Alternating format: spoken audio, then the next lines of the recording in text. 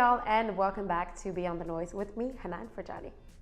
In today's episode, I want to take some time to analyze what has been happening to press freedom, free speech, and human rights in recent months. At the risk of sounding cliche, I think we can all agree that we're living in unprecedented times.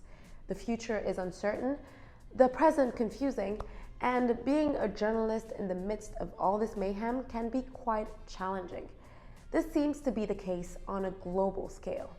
In the US, as media workers were out covering a volatile situation like the COVID-19 pandemic and a nationwide anti-racism and police brutality movement, more and more have been arrested, threatened, or attacked by police. Since May 26th, the day after George Floyd was killed, more than 400 press freedom violations have been documented by the US Press Freedom Tracker. Miles away from here, the Philippines press faced a huge blow after Maria Ressa, who heads the news website Rappler, known for its scrutiny of President Rodrigo Duterte, was found guilty of cyber libel by a Manila court on Monday. And in my very own country, Niger, blogger and journalist Samira Sabu was arrested and detained after a defamation complaint was issued by the son and Deputy Chief of Staff of President Mahamadou Issoufou. The complaint stemmed from a May 26 post on Sabu's official Facebook account that alleged the connection between the son of the boss of the country and an audit of the military. Samira Sabu had shared a screenshot of a Jeune Afrique report on the alleged affair. It might not seem like a big deal, especially in countries where the press has been under siege for quite some time. However, many organizations have raised the alarm about the impact of the COVID-19 crisis on press freedom, namely in Africa. The International Press Institute Tracker on Press Freedom Violations recorded over 32 arrests or charges and over 23 verbal or physical attacks on journalists since the beginning of the sanitary crisis, showing that Africa is in the lead when it comes to verbal and physical attacks. So I've been in the US for almost 10 months, and as a news junkie, I've seen quite a few videos like this. What do you say the Americans were scared though? I guess nearly 200 dead, 14,000 who are sick, millions, as you witnessed, who are scared right now. What do you say to Americans who are watching you right now who are scared? I say that you're a terrible reporter. That's what I say. I think it's a very nasty question, and I think it's a very bad signal that you're putting out to the American people. The American people are looking for answers, and they're looking for hope. And you're doing sensationalism, and the same with NBC and Comcast. I don't call it Comcast. I call it Comcast. Let me just for whom you work. Let me just say something. That's really bad reporting. And you ought to get back to reporting instead of sensationalism. Let's see if it works. It might and it might not. I happen to feel good about it, but who knows? I've been right a lot. Let's see what happens, John. Can I get back to the science and the logistics? You ought to be ashamed of yourself. You may have recently heard of the term lamestream media, one of the latest derogatory expressions coined by US President Donald Trump to refer to the press that is, as his rhetoric goes, sensationalist, spreads fake news, and consistently attacks him and his administration. But as we've talked about on this show, misinformation campaigns can be deliberately launched by an organization or even a government in order to manipulate the opinion and sway it in a specific direction. In short, if you keep hearing over and over again that the media can't be trusted and that they spread fake news, you might actually start to believe it and stop believing anything that the media says. Similar discourses have been adopted in countries like Tanzania, Nigeria, or Zimbabwe in the last few months. But what we have mostly witnessed is the imposition of measures to curb the spread of false information around COVID-19, which have had an immediate impact on press freedom across the continent. As Erica Penfold argues, and I quote, "The pandemic has given authorities a green light to control public information through the adoption of state of emergency legislation." In South Africa, for instance, where a draconian lockdown was imposed in March, police stopped journalists from filming homeless people who were rising up to protest conditions at the site. On this video we're showing you, you can see Samiat Moose, a video journalist, seen being prevented from filming by Cape Town law enforcement on April 9th. Now, this is just one form of intimidation that has been observed in Africa in recent weeks, explained Assane Diagne, director of the West Africa Bureau of Reporters Without Borders. Liberia has stood out for the worst in the last few months. The West African country has seen a surge of exactions, attacks, and restrictions of journalists. At the very beginning of the crisis, some newspapers were forced to stop distribution because of the lockdown and curfew measures that were put in place and made for impossible distribution logistics.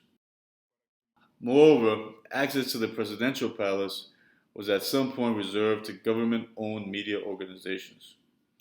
A similar situation took place in Nigeria. Finally, journalists and news organizations have been overly accused of spreading fake news. Basically, whenever the health minister files a suit, a prosecutor takes on the case. So, this COVID-19 crisis has favored restrictions and exactions against the press, with Liberia as the most affected. Mais le pays qui s'est le plus distingué dans le mauvais sens, c'est le Libéria. Assane Diagne also told us that those measures imposed by African governments were in some cases hidden censorship tactics. J'en veux juste pour preuve, et là je vais un peu sortir de la zone Afrique de l'Ouest. There is clear evidence of such tactics. For example, in Comoros, a journalist was threatened by the government for having reported the first suspected cases of COVID-19 in the country. Je révèle les premiers cas suspects de coronavirus. It's evident that the government used the sanitary crisis excuse to take control of any information surrounding the pandemic. Sur l'information relative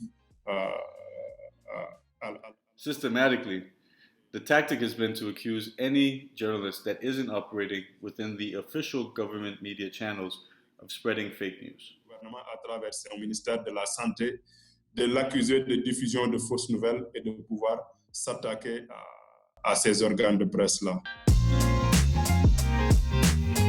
Justice for Wazizi was a trending topic on Cameroonian Twitter a few weeks ago. The reason for the hashtag was the confirmation of the Anglophone journalist's death. Samuel Wazizi was accused of associating with terrorists and separatists in the Anglophone region. He was arrested and detained since August of 2019. This week on Pass the Mic, I spoke with journalist Annie Payep about her experience working in a country marred by a 3-year-long conflict in the Anglophone region, the increasing muzzling of the press, and a pandemic. Hello, Annie. It's good to have you on the show. How are you? I'm doing great, thank you, although I'm still confined and working from home. Have you gotten any feedback from other journalists, your colleagues or peers on the front line? What have they told you about reporting during and on the pandemic and the challenges they're faced with?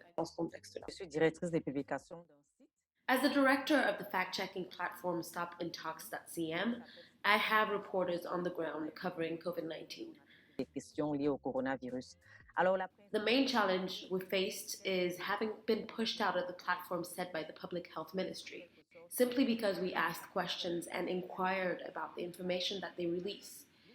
The government wants us to just accept the information that they produce and to relay it like parrots or like a PR firm.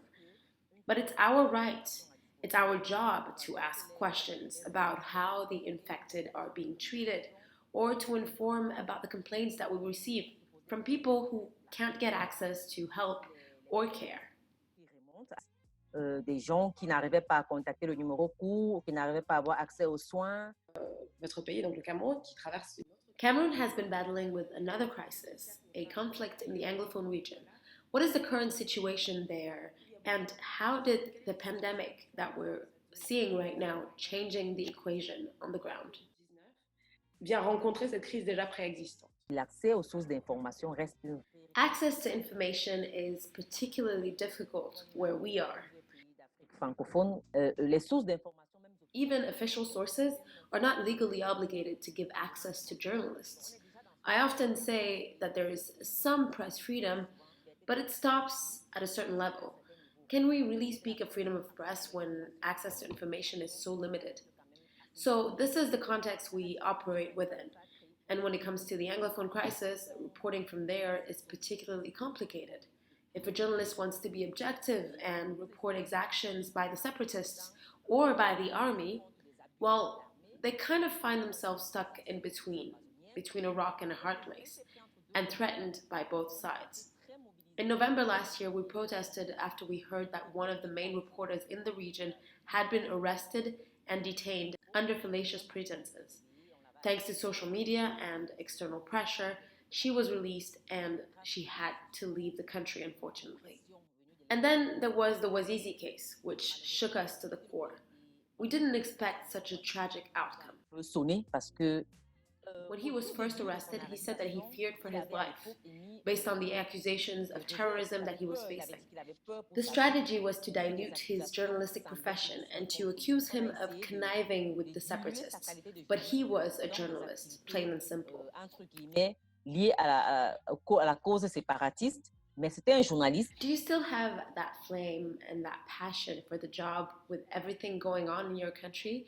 Are there moments when you actually consider retiring? I'm not the kind of person that can be muzzled or that is afraid of speaking my mind. My followers on social media will tell you that I always say what I think and what I believe. If I couldn't take the pressure, I would have left journalism a while ago. For now, the flame is still here and hasn't given to the pressure. I am not backing down. Ce n'est pas cela qui nous arrête en réalité. Annie, your courage is commendable. Thank you very much. Well, that's it for Beyond the Noise episode 10. Can you believe we're already here? I want to thank every single one of you for watching these videos week after week and for supporting us. I'll see you again next week. Don't forget to follow me on social media and subscribe to my YouTube channel. Until next time, stay safe. Bye.